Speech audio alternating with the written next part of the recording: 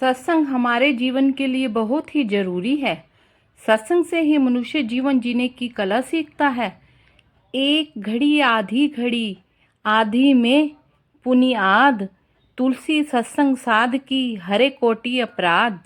इस दोहे में कबीरदास जी कहते हैं कि एक घड़ी आधी घड़ी या चौथाई घड़ी, जितना भी समय मिले सत्संग अवश्य सुनना चाहिए। इससे मनुष्य के जाने अनजाने करोड़ों करोड़ पाप नष्ट हो जाते हैं। चलिए आगे चलते हैं। कबीर संगत साधु की नित प्रति कीजे जाए, दुर्मति दूर बहावसी देसी सुमति बताए। कबीरदास जी कहते हैं कि सज्जन लोगों की संगति करनी चाहिए। इससे बुद्धि के विकार नष्ट होते हैं और सद्बुद्धि आती है। सत्संग एक ऐसा मूल मंत्र है जो फूल से फल, फल से बीज और बीज से वृक्ष। उसी प्रकार सत्संग से हमारे मन का विवेक जागता है और विवेक जागने से भगवान से प्रेम होता है और फिर प्रेम करने से भगवान मिलते हैं। सत्संग को सुनने से हमारे करोड़ों जन्मों के पाप नष्ट होते हैं। सत्संग से हमारा मन शुद्ध होता है। जीवन में सत्संग से कभी अलग नहीं होना चाहिए और सत्संग सुनने को मिलता है जिन्हें, वो लोग धन्य हैं और भगवान की विशेष कृपा होती है उन लोगों पर।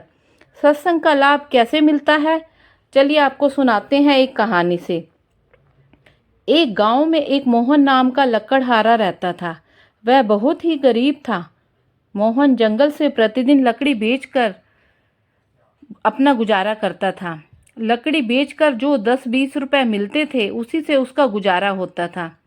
एक दिन रोज की तरह जंगल में गया और बहुत सारी लकड़ियाँ इकट्ठी की और बेचने के लिए चल पड़ा। रास्ते में एक मंदिर था। एक दिन क्या हुआ, सत्संग चल रहा था उस मंदिर में। तो मोहन ने क्या किया, लकड़ी वहाँ रखी और सत्संग सुनने में मगन हो गया। और सत्संग सुनने में उसका इतना मन लग गया कि वह भूल गया कि लकड़ी बेचने भी जाना है। जब शाम हो गई तब उसने सोचा कि आज परिवार भूखा रहेगा। तभी क्या हुआ, सत्संग से निकले लोगों को उस लकड़ी से सुगंध आने लगी। सबने लकड़ी खरीदी। देखते देखते उसने सारी लकड़ी बेच दी। उस दिन उसे 100 रुपये मिल गए। वह बहुत खुश हो गया। आज तक उसे 20 रुपये ही मिले थे। फिर लोगों ने उसे बताया कि यह चंदन की लकड़ी है। अब तक वह उस लकड़ी को सिर्फ जलाने के लिए बेचता था। अब वह उसे सेठ साहूकारों को बेचने लगा। कुछ ही दिनों में वह अमीर आदमी बन गया। उस प्रकार मोहन जब सत्संग में गया तो उसे सत्संग का लाभ मिला। और इस कहानी से हमें यह शिक्षा मिलती है कि सत्संग सुनने से हमें लाभ ही मिलेगा। रामायण में भी एक कथा है। एक बार वशिष्ठ जी और विश्वामित्र जी में बहस छिड़ गई कि तप बड़ा है या सत्संग। इस बात का फैसला करने ब्रह्मा, विष्णु और महेश के पास गए। तीनों भगवानों ने उसकी बातें सुनी तो डर गए। उन्होंने श्राप के डर से शेषनाग जी के पास भेज दिया। शेषनाग जी ने दोनों संत की बात सुनी और बोले, अगर आप में से कोई अपने प्रभाव से धरती को मेरे सर से हटा देगा तभी मैं निर्णय दे पाऊंगा।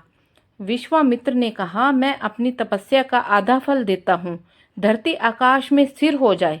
इतना कहने से परंतु धरती हिली तक नहीं। तब वशिष्ठ जी ने कहा, अपने सत्संग का मैं आधी घड़ी का फल देता हूँ, धरती आपके सर से हट जाए। तभी धरती शेषनाग के फन से अलग होकर निराधार हो गई। तब विश्वामित्र की आँख खुली और अपनी हार मान ली।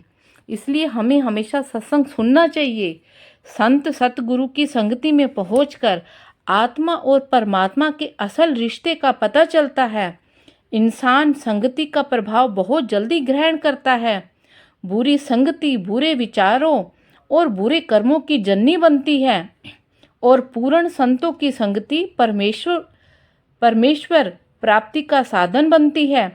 जैसे चंदन की संगति में रहने वाला नीम का वृक्ष भी चंदन के समान सुगंधि से भरपूर हो जाता है। पारस के स्पर्श से लोहा भी सोना बन जाता है। उसी तरह गुरु की संगति द्वारा तुच्छ, निर्बल, अज्ञानी, पापी जीव भी हर प्रकार की मलिनता से मुक्त होकर परमेश्वर रूपी सत्य में समाकर स्वयं भी सत्य का ही रूप हो जाता है। सत्संग की बाढ़ व्यक्ति को विषय विकारों और बुरे कर्मों से बचाती है और सत्संग से दूर होते ही मन का जोर बढ़ जाता है और हम वहीं पहुंच जाते हैं जहां से हम चले थे। महात्मा लोग समझाते हैं, यदि हम सत्संग में पहुंचकर अधिक उन्नति नहीं कर सकते तो भी अनेक प्रकार के पापों और अपराधों से बचे रहते हैं। जैसे पानी में पड़ा पत्थर अगर पानी में घुलता नहीं तो कम से कम सूर्य की तपिश से तो बचा ही रहता है। अगर अंधा व्यक्ति बाग में जाकर फूलों की सुंदरता नहीं देख सकता लेकिन उसकी सुगंध तो महसूस कर सकता है ना। लेकिन वास्तव में जब प्रेम भाव से निरंतर सत्संग से जुड़े रहते हैं हम लोग तो आहिस्ता आहिस्ता मन की अवस्था जरूर बदलती है। गुरु रविदास जी कहते हैं, चंदन की संगति में रहने वाला गुणहीन साधारण वृक्ष भी चंदन की तरह सुगंधी हो जाता है। संतों के सत्संग को वह पारस कहा गया है जिसमें जीव लोहे से सोना नहीं पारस ही बन जाता है। कबीरदास जी कहते हैं, गंगा के संगी सलिता बिगरी सो सलिता गंगा होई निबरी, पारस के संग तांबा बिगारियो सो ताबा कंचन होई निबारियो, संतन संगी कबीर बिगारियो सो कबीर रामे होई निबारियो। जैसे गंगा में गिरी नदी बिना यतन के गंगा बन जाती है, पारस के स्पर्श से लोहा बिना यतन के कंचन बन जाता है, इसी तरह संतों की संगति में पहुंचकर जीव सहज रूप से संत गति को प्राप्त कर लेता है। कहते हैं, तप के बरस हजार हों सत्संगति घड़ी एक, तो भी सखरी ना करे सुखदेव किया विवेक। जो फल जप तप पूजा पाठ आदि से अनेक वर्षों में नहीं मिलता वह थोड़े समय से सत्संग पर जाने से मिल जाता है। नियमित सत्संग में जाने वाले एक आदमी ने जब एक बार सत्संग में यह सुना कि जिसने जैसे कर्म किए हैं उसे अपने कर्मों के अनुसार वैसे ही फल भोगने पड़ते हैं, यह बात सुनकर उसे बहुत आश्चर्य हुआ और उसने अपनी आशंका का समाधान करने हेतु सत्संग करने वाले संत से पूछा, अगर कर्मों का फल भोगना ही पड़ेगा तो फिर सत्संग में आने का फायदा ही क्या है। तब संत ने मुस्कुराकर उसको देखा और एक ईंट की तरफ इशारा करते हुए कहा कि तुम इस ईंट को छत पर ले जाकर मेरे सिर पर फेंक दो। यह सुनकर वह आदमी बोला, संत जी, इससे तो आपको चोट लगेगी, दर्द होगा, मैं यह नहीं कर सकता। संत ने कहा, अच्छा फिर उस ईंट के बराबर का रुई का गट्ठा बांध कर कहा, अब इसे ले जाकर मेरे सिर पर फेंक दे। और मेरे सिर पर फेंकने से क्या मुझे चोट लगेगी? तब वह बोला, नहीं। तब संत ने कहा, बेटा, इस तरह सत्संग में आने से इंसान को अपने कर्मों का बोझ हल्का लगने लगता है और वह हर दुख तकलीफ को परमात्मा की दया समझकर बड़े प्यार से सह लेता है।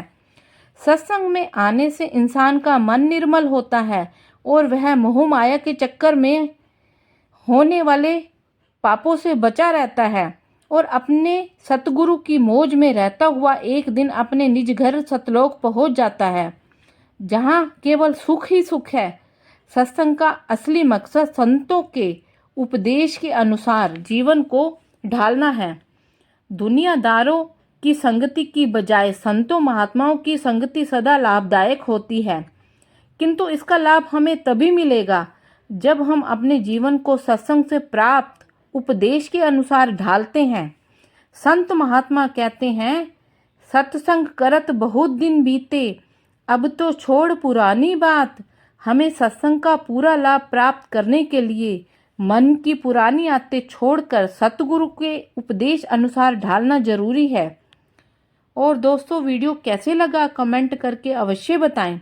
और अगर आपने अभी तक मेरा चैनल सब्सक्राइब नहीं किया तो प्लीज़ मेरे चैनल को सब्सक्राइब और वीडियो को लाइक अवश्य करें ताकि आने वाली वीडियो की जानकारी आपको मिल सके।